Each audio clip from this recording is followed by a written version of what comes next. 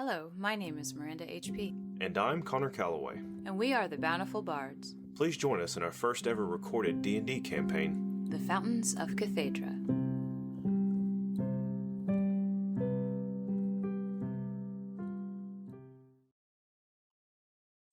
On the road again, da-da-da-da-da. Soon to be on the road again, as you, Jimothy, and Caslin prepare to make your way south to the city of Etchings. Is there anything else you need in town before you get on your way? Well, bread and cheese. You have to get bread and cheese. We have to have bread and cheese. What kind of bread, what kind of cheese? I'm pretty sure it's just whatever bread the baker made that morning. And the cheese is most likely whatever they found at the bottom of the barrel after they were done with the butter. I don't know how, ye olde town's cheese function works, They okay? have good cheese and bread. Okay, well, I want a nice sharp cheese. All right, so a cheddar. And, no, there are tons of sharp cheeses that aren't just cheddar. Well, what kind? I don't know. Well, You hand me cheese and I eat it, Miranda. I know. Just a sharp cheese, and I want a creamy cheese. Okay, a sharp and a creamy cheese. Yeah. Creamy cheese. So you can, spread some if you want something a little softer. All right. And then the harder cheese, because that lasts forever. Jimothy says, I hate that cheese. Why do you always pick that one? So I can have it and you can't. You eat everything else. Fair. It's been my secret weapon since you were born. I'm going to go get some dried fruit.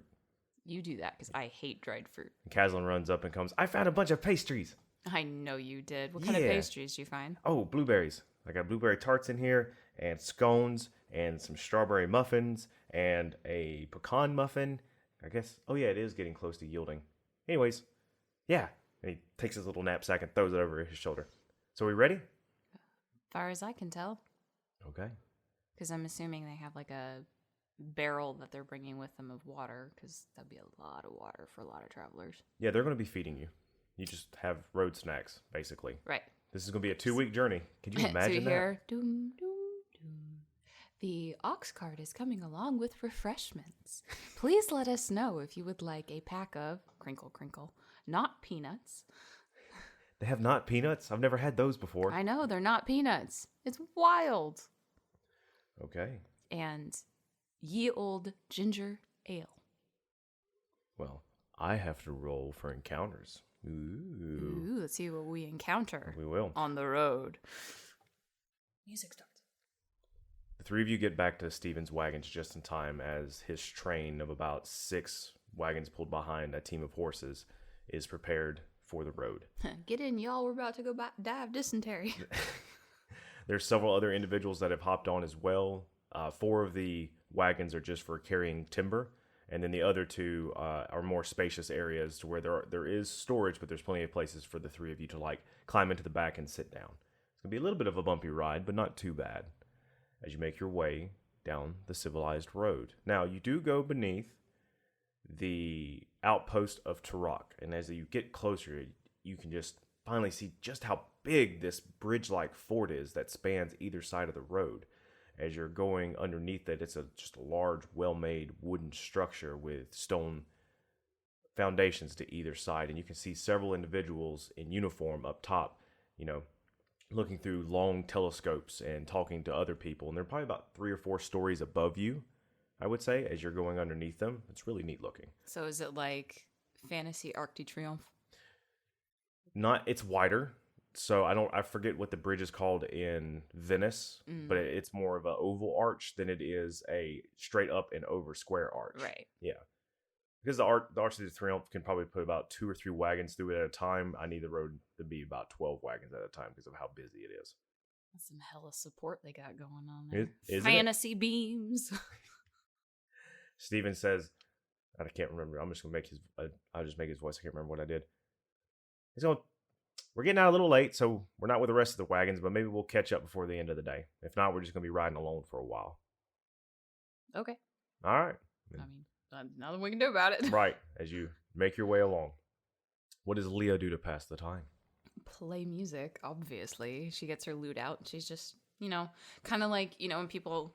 If you've ever been around a guitarist for any point of time, and they have a guitar in their hands, they just start... idly playing something, not super loud or anything, just kind of, plinking along, just sort of half a song here, half a song there, whatever. Right. And the DM rolls dice without being asked or saying why. And he goes, before. Okay. Huh. And I've made entire encounters for the Civilized Road for whenever you may be traveling upon it. I'm very excited. The thump of the metal die. The first week passes as you make your way south. You rode through at least one rainstorm. Not too heavy, just a light cold shower, definitely bringing a temperature change with it. The season is definitely on the shift to the more cooler climates, to yielding, which once again is autumn for us, which we're in right now. Imagine that. Strange. Has John broken a leg? Does anyone have dysentery? No one's broken a leg. No one has dysentery because you brought your own water. You all use your facilities off the side of the road, unfortunately. About 3 days in, you do pass another town, a smaller farming town, where you all stop and probably get an inn. Get a shower. And a shower to rest up and scrub and everything else. There are towns along the Civilized Road. It's just, you'll probably go a day or two without seeing anybody but open fields. Or right now it's actually more forest, but the forest is starting to thin as you're getting to more open plains. More rolling hills with wild grass that you can watch the wind dance among the leaves. What was that shaving company, Burma Shave Co., that used to have like signs on the side, like that would get like tons and tons of them. Like you'd be on these highway stretches, like in no middle of nowhere, and they'd have like these advertisements along the side that just like you kept reading them as you went. Oh, don't get me started on advertisements. We're not doing that here. This is a world where advertisements on the side of the road are not there to obscure the beauty of nature. I despise. Well, there were always little ones. Oh, there were teeny ones? Yeah, there were like little signs on the side. They usually like you kept reading them. It's like my mom once said to me, and then the next sign would tell you it. Oh, wow. That's like distracting. That was the point. Oh, can we pull over? No, I must know the rest of this story. Exactly. Imagine me take my book. I'm going to take my book and print the whole thing and just put it in mile marker signs. That's what I'm going to do. And at the end. There's no the end. I'm just going to leave it off as a cliffhanger, and then they have to buy it. Anyways, back on track. One night, you wake up to the sound of a dying animal. The screaming of a horse. Oh, God. Leah, it's something that you've probably heard before around Dewdrop. Unfortunately, the sweet baby animals that they are, the giant love dogs that they are, sometimes horses get hurt and you just have to put them down because there's no going back, broken leg or something like that. But it is a loud shriek that's immediately cut off, and then you hear the whinnying of other horses as you're awoken from the back of the wagon. Do I hear any raised voices? After a few seconds, you do. Do they sound panicked or just, well, shit, panicked? Stepped in a hole? There's yelling and screaming for people to get up, asking where the guards are. Okay. Other people are scrambling out of the other wagon in front of you, since you have probably about 3 other passengers with you. Then you have, all the other guards that sleep along the rest of the lumber. I'm going to kick Jimothy and shake Kaz. Huh? What? And then Kazlin's, what? Get off me! You get off me! As they were somehow cuddling each other while they were sleeping. Not trying to, but definitely Jimothy rolled over and his big arm came over Kazlin. And Kazlin, I think, is just a cuddle bug by nature, so he just went with it. He's like, ah! And they're just like slapping each other. And it's like, because they're both heavy sleepers. What's going on? Yeah, what's going on? Trouble, I think. Let's go find out. Whoa. And I get off the wagon and go head towards where is she the yelling. going? Why does she run towards trouble? And Jimothy goes, you get used to it. I don't think I get used to anything. As you hear them both scramble out the back after you and come running up.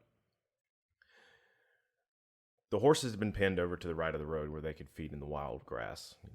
Definitely do a little grazing if they wish to. And Stephen is standing there, scratching his head, and there's about 5 other people around him as they're all looking down. And there is blood scattered everywhere. No horse spits. I won't traumatize you with that. But there's definitely a good splattering of blood on the ground. And there's also a large hole about 10 to 15 foot in diameter. Maybe a little bit bigger than that. It's just a darkened hole that goes down. But, I'll just leave it at that. Did anyone stick a torch in it? No. You want to light a torch and stick it in there or grab one from somebody? Yeah. Okay. Hey, what are you doing? Says Steven as you take his torch from him. What do you do? Chuck it in the hole. You throw it. As it slides down. And it's definitely a downward tunnel that goes under the earth, and it's just at a constant slope. But roll me a perception check. Anyone trying to get to Australia? No, you have to go straight down for Australia. You know that. 17. 17. When you threw the torch, your eye caught the glistening of blood behind the hole going off through the brush of high grass. Stephen goes, damn, I didn't think we'd get caught by anything tonight. It was just too damn calm. And one of the other individuals there with him goes, well, what about the lance? Aren't they supposed to protect us? Yeah, and it's a big hulking fellow with a bit of a belly, bald spot on his head, definitely just a local traveler. We'll name him Kevin. He goes, yeah, but they can't catch everything. It's just, there's only so many of them, and then there's only so much land to cover out here. All right. Is there something you expect to be out here? Oh, goodness, where'd you come from? Oh, no, you took his torch, what I'm talking about. Yoink. My bad, I got confused. No, I took Steven's torch. Yeah, Steven's the one that turns and goes, well, there's plenty of dangerous stuff out here in the, you got corner folk that run around here sometimes, jumping on wagons and stealing from them, and then you also have some of these larger creatures that just come right up and just, we got lucky they just took a horse. I mean, I lost one, and he was a sweet thing, but it's better that than the rest of us. Sometimes they just take out the whole wagon. How are the rest of the horses acting? Ooh, roll a perception check. Or insight check. Because that would work with horses. They're sentient creatures, as far as I'm concerned. Investigation or? Insight. 10. 10? They're spooked. Because, you know how when horses can sense that there's something they don't like nearby and they get really agitated? Oh, yeah. Oh, they're definitely spooked. So it's not a high DC for you to realize that the horses are unsettled. They are all as far away from their tethers as they could possibly be. One may even try to slip. There's one in particular that's definitely like, just like a bit of a younger one, probably not used to this kind of thing. But all the other horses are as close to the wagons as they can be. So they're acting as if the thing is still out there? Yes. Nearby? Probably. Okay. Well, not that I mean to tell you your business, but it might behoove us to get the horses closer to the wagons in case the thing is still out there. Oh yeah, Missy, don't worry about that. We're definitely going to do that. We're just trying to see what happened here. But we'll get them all closer among us, and we're probably going to move the wagons a bit further down. Probably a good idea. Did the thing take the horse with it? You would ascertain it probably did because of a blood trail that you saw. Well, maybe that'll be enough to satiate it for now. It's too bad there's good eating on them things. Make meatballs. Horse meatballs. Stephen goes, all right, you heard me. Get the wagons moved down. Get the horses moved, rigged up. We'll move them a little bit further, and hopefully we'll be fine. I'm going to play the soothing melody I play for Miss Nancy when she's having her uppity moments to kind of help calm the horses down a little bit. Roll me an animal handling check. Animal handling, not performance. I don't handle animals. Yeah, but I do this time, apparently. 18. Okay. One of them immediately, big nostrils flaring, looks over at you, and just ears start twitching a little bit, and then the others slowly start to look over. This is probably the lead horse. The other ones start to look over, and they gradually begin to calm down. Just one of those little sing-song things that animals like, where your voice goes up and down and up and down. Mm-hmm. Not really saying much, just, they like the sound. Caslin says, all right, well, we're ready to get back to bed, as they begin to move. Jimothy's not following. Jimothy? Mm-hmm. What are you doing? That thing's going to keep attacking horses. Well, I mean, yeah. Did you want to go in after it? Yeah, I kind of do. Well, let's make sure everybody's settled first and that they aren't going to leave us. He looks a little more uncomfortable and a little more disturbed than usual. And then you remember that Jimothy has quite the tender heart for animals. And he's not a big fan. He understands nature's nature, but it's probably happened before and probably will happen again. Well, right. But, we have to assume that there's a lot of them out there. It's going to happen at some point. Yeah. I still want to go check it out to make sure. Okay. Well, I guess like the important thing would be to let Steven know that, hey, Jimothy's got a bee up his arse and wants to check this out. So this won't be anything on you. Not saying you're responsible for any of this or whatever, just letting you know, like, if we don't come back by, sundown, go ahead, or sunup, go ahead and carry on. I'm sorry, but why are you putting yourself in danger? Jimothy's going to be super obnoxious unless we go check it out. He likes horses. Caslin goes, yeah, I don't know what's gotten into them, but if they want to go do that, that's perfectly fine. It's not a problem at all. So, just letting you know. Okay, bye. All right. Yeah, you probably, okay. Well, you're not getting a refund if you're dead. Yeah, we wouldn't get one if we were dead anyway. Caslin goes, yeah, I could take their refund, though. And he goes, no, indeed. All right, be safe, Leah. I will absolutely try. Come on, Jimothy, I'll kick your ass if you get us killed. And Jimothy says, I appreciate you coming along. You think I was going to let your big ass go in there by yourself? No, I guess not.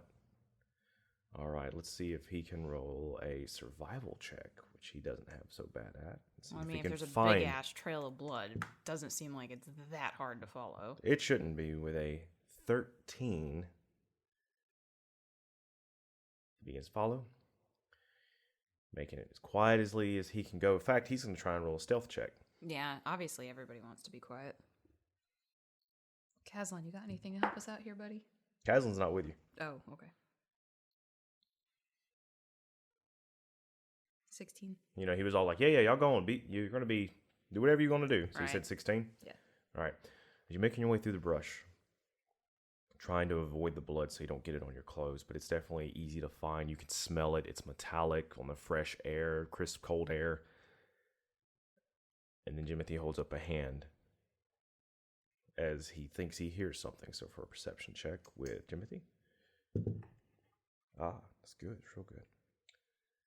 He says, pretty sure it's up ahead.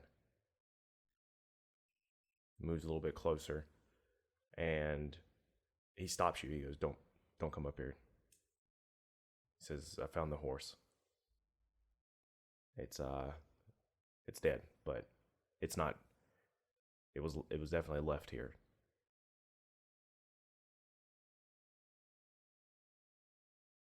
What are you thinking? Any sign of the thing that did it? Roll a. Oh, he'll roll another perception check. If it was large enough to take down a horse, ooh, definitely. We would see like broken bracken and things like that. Right. You do. Actually, on the other side of the Jimothy says on the other side of the horse corpse is definitely more broken reeds. So whatever killed this thing just left whatever all this. They didn't use all the animal. Not usually a good sign. You want to follow the trail? He takes his sword off. He pulls his sword out of his scabbard on his hip and pulls off his shield, and he says, yeah, well, I think this is the right thing to do. Okay. And then you hear next to you, I think it is stupid. And you look down and Caslin is like peering up at you from the reeds. Hello, Caslin. I knew you couldn't resist. What are you two doing? Are you insane? Probably. Oh, that's terrible. The poor horsey. I like that horse. I fed it an apple. Okay. Well, let's just get this over with. But there better be some jewels out here for me to be crafting, or my skills will be wasted. That's true. You have very sharp skills. Jimothy goes, there's nothing out here. Going a little bit further, you hear a rustling in the reeds.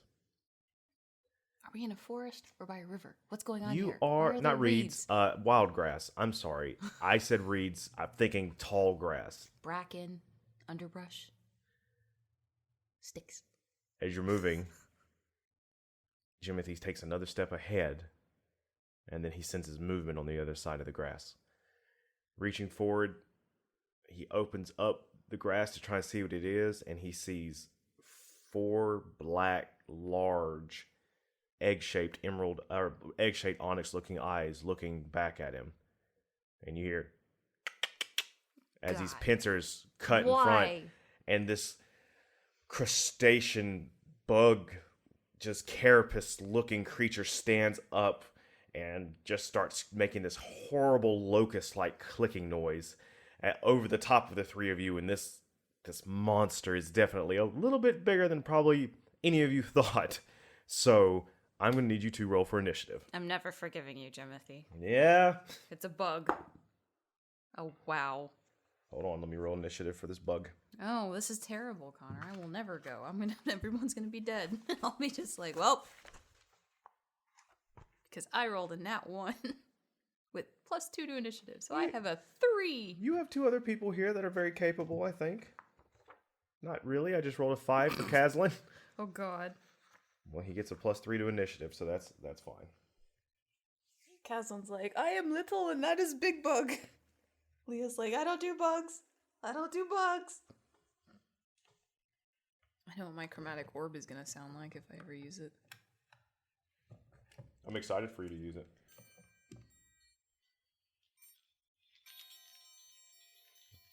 Oh, put those away. That's what it's gonna sound like as it whistles through the air.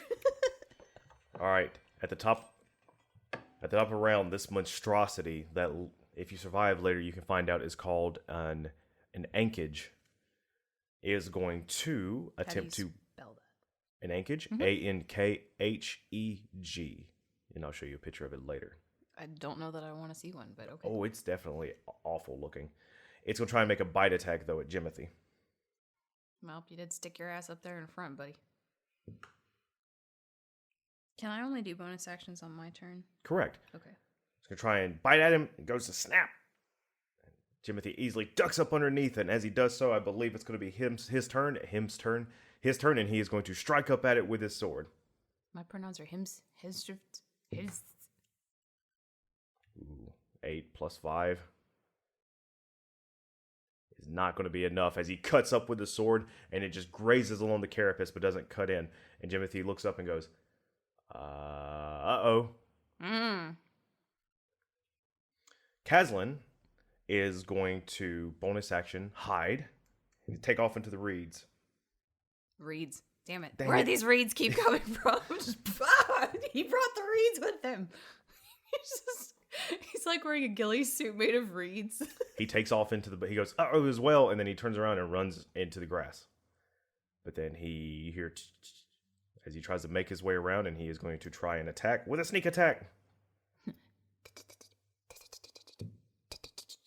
That is going to actually hit. Shink. I mean, it is shiny. Right. And he has a dagger, also with his 2d6. A shiny carapace. He does 9 points of damage. He comes running up with his dagger, and he's able to, you see, just up underneath the bug, he stabs upward into the belly, and his blade goes in between two of the carapaces as they're shifting, and you see greenish greenish blood greenish ooze start to drip out of it. I'm sorry, I was tripping all over the place there. Well, I mean, you kind of did that to yourself with, like, the alliteration you were trying to go for there. I can't help it. It's who I am. I know, as your editor, Connor, this is a bit much alliteration here. Well, excuse me, princess. It's your turn. Wow, the bug must have rolled like shit. He went first. Oh, that's right. Okay, so I'll be like, well, we can do this, guys. I hope. And cast Bardic Inspiration on whom? As bonus action. Jimothy, because he's up front and personal. All right, so you do that as your bonus action. What are you going to do for your action? Well, this is a bug. And I guess I'm going to cast Vicious Mockery at it. At the bug? Yeah. All right, go ahead. So what do you say to this bug? Wisdom saving throw. I wonder if you'd be good with butter sauce. Ooh. What's your save? Wisdom 13. 13? Ooh, he rolled an 11 + 1, so 12. So he fails. Yay. Go ahead and roll for damage. Okay, so 1d4, so not very much. That's fine, it's just a cantrip. Yeah, I know. 3 psychic damage, and it has disadvantage on the next attack roll it makes. Ooh, that's right. So as you do that, you see it just twitch its head, as maybe it didn't understand you, but you definitely, once again, just taking in a second breath and just being connected to whatever that source of power that gives you your magic, just links your voice to the mind of this creature, and it just starts shaking its head, very annoyed by like a buzzing in its ear. Oh, I just laced it with intent. That's good. But behind you, another one of these creatures steps up out of the almost said reeds, out of the tall grass, and it's going to go and try and bite you. Oh boy. With my armor class of paper. I rolled a natural 1 though, so as it goes to snap, you're like, ah, and you duck down just in time as it goes to try and bite you. And we're going to go back. I am really not forgiving you for this. Yeah, get on to me later. Top of the round.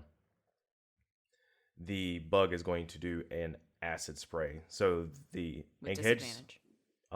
Spits acid in a line that is 30 feet long and 5 feet wide. And he's going to try and spit it at your brother, who is right there in front of him. This is how he eats. This is how these creatures eat. That would make sense. This is why I'm using cantrips. I feel like shit's about to go down. He does a 19 dexterity saving throw plus 1. That's 20. That is going to miss. No, half as much damage. I'm sorry. So as he brings up his wooden shield to try and block it, the creature is going to spray its acid all over the shield, and it begins to corrode it away. But it definitely saves him from the blunt of the damage. And Jimothy still also has his inspiration. So let me roll the damage for Jimothy. 6, 7, halved, 4. It's brunt of damage. It's brunt of damage, not blunt. My bad. You can say it blunts the damage, but he saved from the brunt of the damage. Such weirdly similar words. Isn't it? English is fascinating. Jimothy responds with, fine.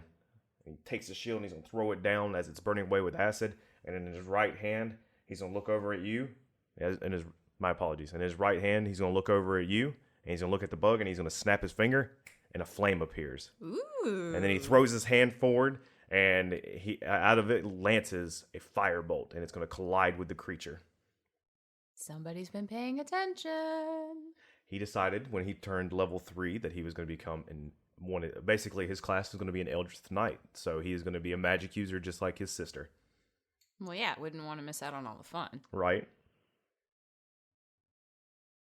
I'll try and roll. But he hits. Outstanding. So it's 1d10. Your first roasting.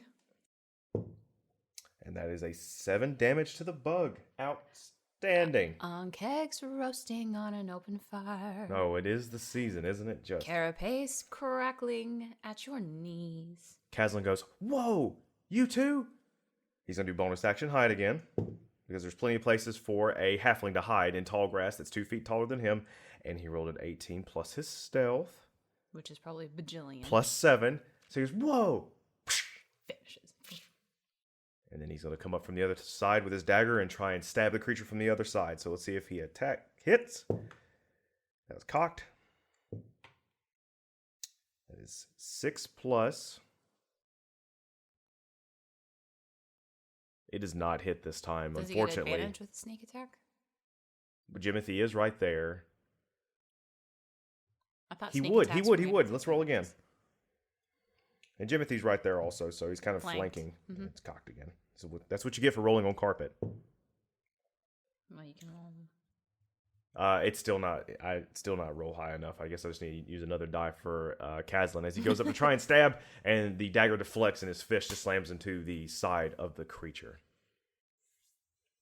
All right, Leah, it's your turn. Okay, so where is everybody? So right in front of you is the first giant bug, with your brother having his attention pulled a little bit to your left. Caslin is on the side of that bug, and then there's one right behind you that is focused on you. Bug. Let's do pokies. Maybe I should get some minis out so this is easier on us. It would be a lot easier. Okay, I thought theater of mind would be good enough, but that's okay. Well, just for Yeah, no. We should probably start doing that. Okay, so Jimothy, right? Mm-hmm. Caslin. Yep. Where's me? You're going to be about right here, still in the back, and then you got a bug right there. Okay. Yep. Now Right. you're within range of the bug, so if you move away from it, it's going to be opportunity of attack. Well, I'm just going to turn around. Okay. Obviously, be do it. Because he's got 2 on him. I'm really hoping that Jimothy gets his act together. Yeah. So I'm not going to move away from the bug. I'm just going to slide Okay. Just kind of move a little bit to the left Right, of it. because I saw that it sprayed the thingy this way. Mhm. So I want to make sure that either that bug decides for some reason to ignore the two attacking it and go out of its way to attack me, which does not seem realistic for a creature that obviously is not that smart. But so I'm not behind Jimothy. They have a 1 intelligence. Yeah, they don't seem very smart. They No. just seem like... You said that, and I looked down. I was like, "How intelligent are they?" I was like, "Oh dear, that's terrible." They really dumb. They're dumb. Okay, so I am going to see this big ass bug at me, which I'm not super fond of. I'm going to cast Dissonant Whispers at it. It must make a Wisdom saving throw. A wisdom saving throw? Yes. That shouldn't be too bad. I hope not, because they're not smart. No, but smart and wise are two different things. They are sort of wise, but I rolled a 6 + 1, so 7. Correct, so it fails it. Mm-hmm. So it takes 3d6 psychic damage and must immediately move away from me as fast as it can. Roll that psychic damage footage. 1, That beautiful bean footage. 3. How's it feel rolling 3d6? Does it feel good? Yeah. It does over here too. 11 points of damage. Ooh, tasty. Do I get an opportunity attack because it's moving away from me? No, you used your action. You don't have 2 actions. I didn't know an opportunity attack was considered an action or a bonus action. It's considered a reaction when it's not your turn. So you can do it when it's not your turn, when it's moving away from you. Okay. On its turn, it's going to move from you, though. So that would prompt that, which is next, unless you're going to do something with your bonus As a action. reaction, makes an attack roll. I can expend that and subtract. Okay. Yeah, that's for your lore Cutting bard. words. Cutting words. Yes. That's if it goes to attack you. You can do it as a reaction. I was just making sure I was reading all of my Yeah, you just hit level 3. This is a good Bonus way for you to actions. get used to it, the experience. Okay, so bonus action. Okay. So I don't have any other bonus actions. So I will just End your turn. yeah. All right. So I moved slightly and it went over here. Right. Okay. Now, it is going to use its movement to move away from you. Yes.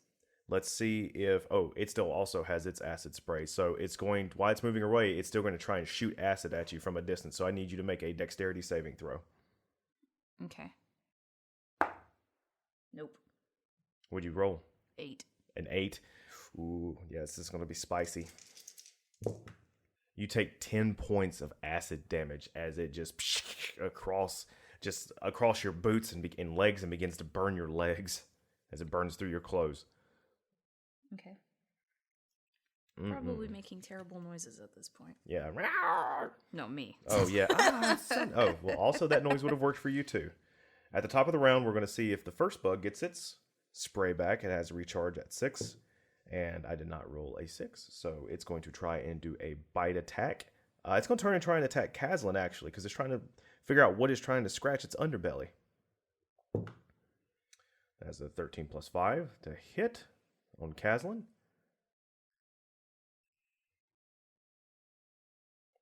So it's going to be 1d6. No, 2d6 slashing damage plus 1d6 acid damage as it goes to bite. Cutting words. Ooh. Can you do cutting words? Is it for somebody else? As a reaction, when a creature that's not immune to being charmed you see within 60 feet makes an attack roll, ability check, or damage roll, I can expend 1 use of bardic inspiration, roll the die, and subtract the number from the creature's roll. Do it. Cutting words. So, what do I roll for You that? roll a d6 and it'll subtract from what I rolled overall. Okay. 5. A 5?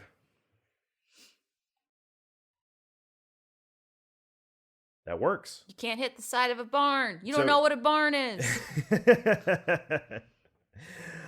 Threats always transcend languages and understandings. It has a +5 to attack, and it needed that, and that definitely took it below Caslin's AC, so congratulations. You know, my specialty is annoying creatures into missing things. It's going to be the end of its turn, and Jimothy... College of lore, my ass. I'm College of Annoyance. Right. Jimothy is going to strike with his sword this time. Majoring in irritation. Yes. I missed where his short sword was. That is going to be a 17 + 5, which is going to hit, which is 1d6 + 3. That is 9 damage that he did to the bug. It is not looking too good. Caslin is going to, once again, as a rogue does, bonus action, hide. 15 plus 7 is 22. If anybody is disagreeing with this, well, you don't know about the rogues in my party. They're a constant pestering of the DM. I play a rogue in a buddy of mine's game, so I do this to him all the time. So he's going to move away, and he's going to try to make an attack with his dagger. And that hits! As I sit over here and play by myself.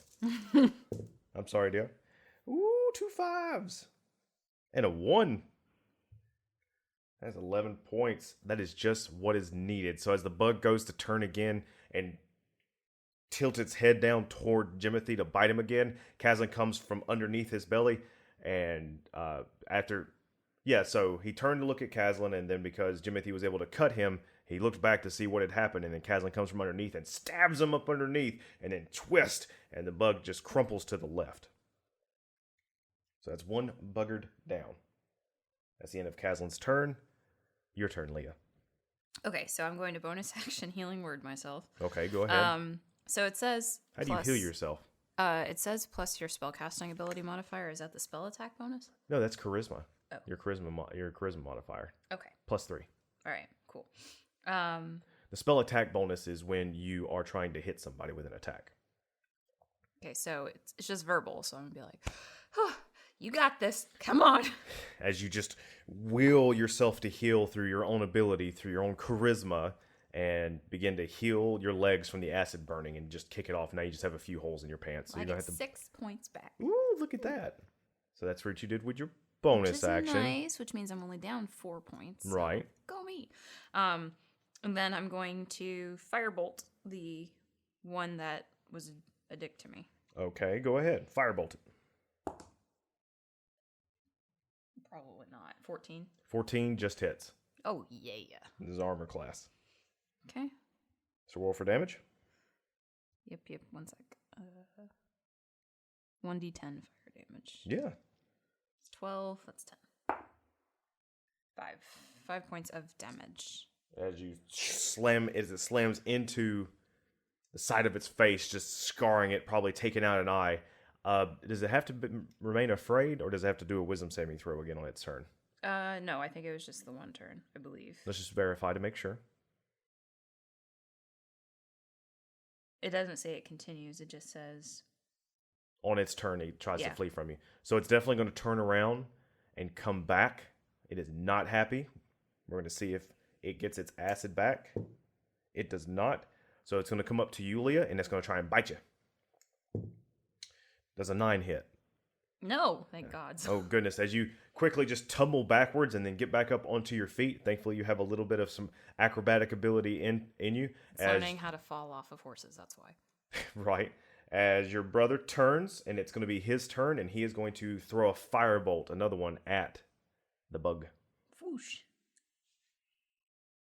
So +1 to hit. That is a 12-13. It is not going to hit as the fire energy goes lancing over the bug's head. Next is going to be Kazlan's turn. He is going to do what he does best. But this time it's actually a natural 1 with his stealth, and that's not going to be good enough. As he tries to bonus action hide, but he trips over himself. So instead he gets up and he tries to throw his dagger to do something to the bug. That's not going to do anything either, as he also rolls low. Leah, it's your turn again. As the dagger goes ping, and it lands in the ground. Okay. Once more. Wisdom saving throw, please. That is going to be a 6 + 1, 7. These dice are not rolling well. So 4 points of damage and has disadvantage on next attack roll. All right. It is going to be the bug's turn. As you say that, and it also starts shaking its head as if something was annoying it. They moved closer. Okay. Yeah, the bug is you're still in between them and the bug. Okay. No, I just wanted to know. It does get its acid spray back. So it is going to once again look at you, because it seems that you are the problem that it is having. I need you to make a dexterity saving throw. Okay. I was going to say, does cutting words work with that? No. Well, that's fine. I got a 19. 19? I don't think cutting words. It has to be somebody that has to roll to hit you. Actually, I have +3 to dexterity saving throw. So 18, 19, 20, 21. You save. And it's a good thing you do. I kind of rolled high. You take 6 points of acid damage again. Damn it. Quit. And you're making sure you're keeping up with your spell slots, right? Yeah, right here. Okay, good. As it shoots the acid out, and your brother and Caslin both dive to either way. Well, at least you healed yourself up for a little bit. Jimothy is going to come running up to attack with his sword. You just negated what I healed, so at least, you know, that's I got that working for me. That is going to be an 18 plus 5 to hit. That's okay. It happens. Mm-hmm. That is going to be a full 6 plus the 3, 9 points of damage on this creature. It is not looking good as he runs up and just cuts downward and cuts off one of its front legs. Caslin is going to try and come up the rear with his own attack as he runs up, grabs his dagger from the ground as he saw where it fell. And that is going to be a 13 plus. What's his? Okay, yes, that's going to hit. His dagger. He didn't bonus action hide. He feels kind of stupid right now. So, ooh. 4 plus 7. Yeah, that bug is not looking good as he is able to throw his dagger again, and this time it goes in the other creature's eye. It's your turn. Okay. I'm going to Vicious Mockery him again. Okay. Wisdom saving throw. All right. That is an 8 plus 1. Nope. And he takes 3 points of damage and disadvantage on his next attack. Doesn't need any more. You reach out and say the words that you do, and as you do, you see just a line of something appear between you and this creature, and you reach out and grab the line and pull, and it just snaps. And as you do so, you see there's another shake of the head of the creature, and it just starts trying to scrape at its face, and then next thing you know, it just something just doesn't click right, and then it just falls over, gone. I annoyed something to death.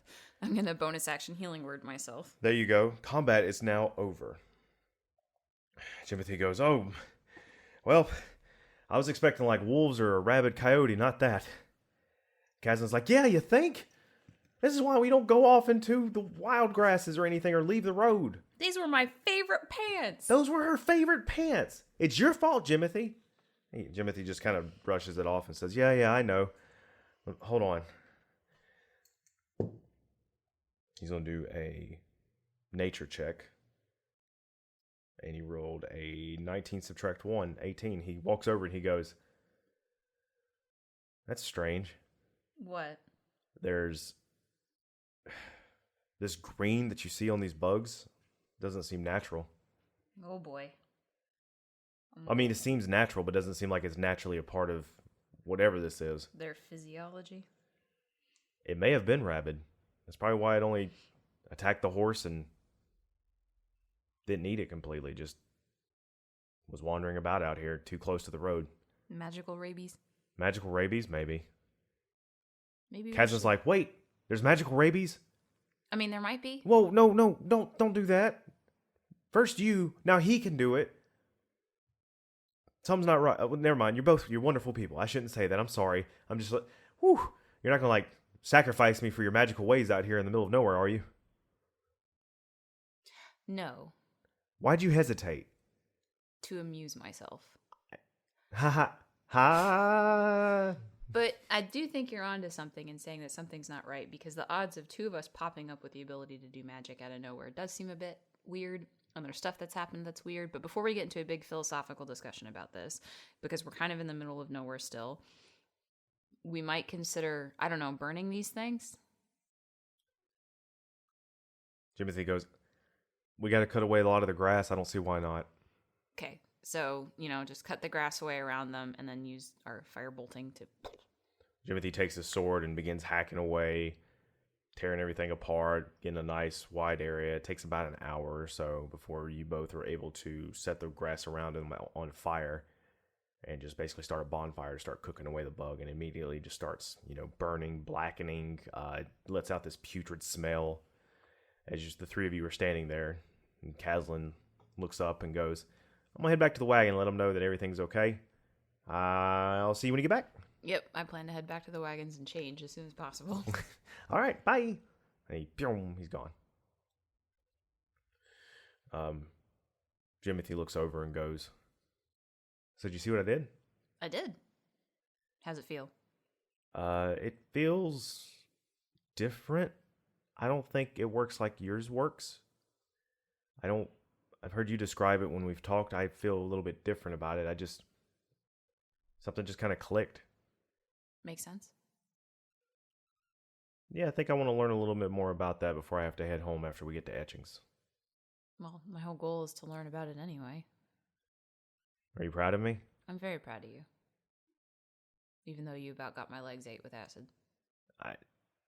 Obviously, they were rabid. They'd attack the next one. They would come back maybe in the night and got some of the people too. We don't know. But since you and I are capable, far more capable than any others, I feel like it's my responsibility whenever this happens to take care of it. Kind of like how you did with the goblins in the cave. I think, too, you have to weigh that feeling of responsibility against practicality as well. I'm not saying you did the wrong thing here, but what I'm saying is that you may not necessarily be the most equipped, and you have to be careful not to rush headlong into things. Because I'm pretty sure Mom would be super mad if you died. Yeah, let's not make Mom mad. Come on, let's get back and get a late... I don't know what you call a meal this late at night. A snack? Yeah, after I change, thank you. All right.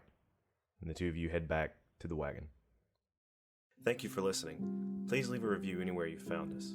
You can reach out to us on Twitter at Bountiful Bards. We hope to see you again on the Civilized Road. And bring bread and cheese. As the story goes, until then.